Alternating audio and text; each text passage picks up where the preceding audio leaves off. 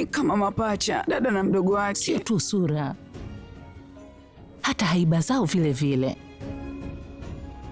Hivi unakumbuka alivyokuja kwenye sherehe pamoja na Sanju na pia akachuchumana kuishika miguu yangu?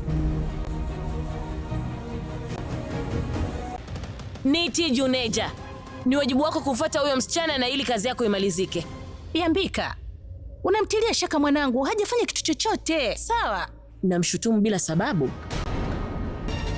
Mungu wangu, Biambika amejua kweli kwamba Niti alijaribu kumuua, kwamba Niti ndo alihusika kumuua Pari.